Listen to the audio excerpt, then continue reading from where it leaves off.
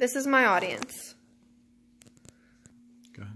Good evening, my name is Anna Bowers, and today I'll be talking to you about peanut allergies. In the United States, 1.4% of the population has a peanut allergy.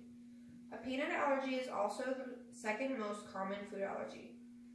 About 20% of children can outgrow their food allergies. If they don't outgrow the allergy by the age of 6, they have a very low chance of outgrowing the allergy.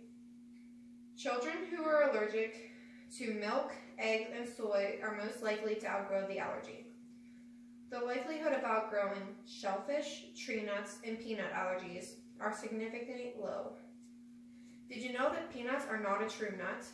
They are a legume, which is in the same family as peas, but the proteins in peanuts are similar in structure to those in tree nuts. For this reason, people who are allergic to peanuts can also be allergic to tree nuts, such as almonds, Brazil nuts, walnuts, hazelnuts, macadamia nuts, pistachios, pecans, and cashews. When someone has an allergic reaction, their body starts to make a protein called IgE, which grabs onto the allergen, and the histamine and the other chemicals get released into the blood. That causes the symptoms that we notice. A mild reaction can cause stomach cramps, vomiting, and diarrhea. The most severe allergic reaction is called anaphylactic shock. It affects your whole body, and symptoms can include hives and itching all over, wheezing or shortness of breath, tightness in the throat, and tingling in the hands, feet, lips, and scalp. Anaphylactic shock is life-threatening, so call 911 right away. If you have your EpiPen auto-injector, use it and repeat after 15 minutes if your symptoms have not improved. You still need medical care right after you give yourself the shots, even if your symptoms seem to stop, because you could have a delayed reaction. My sister and I both carry EpiPen auto-injectors. My sister Megan was born with food allergies. When she was born, she was allergic to milk, eggs, wheat, peanuts, seafood, and tree nuts.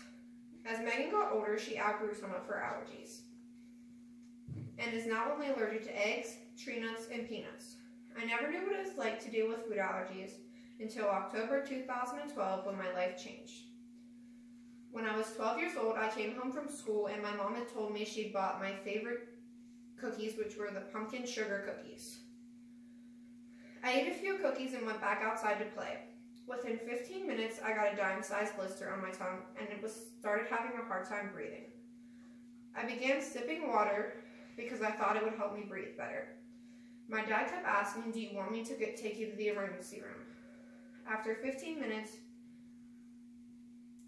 minutes of him asking, I finally told him that I needed to go. The closest hospital is in Somerset, which is about half hour from my house. We made the trip in about 20 minutes. On the way to the hospital, it was getting hard for me to breathe and I did not know where I was. When I got to the hospital, they took me in a room right away and put an IV in my arm. Within 5 minutes, it was easy for me to breathe again.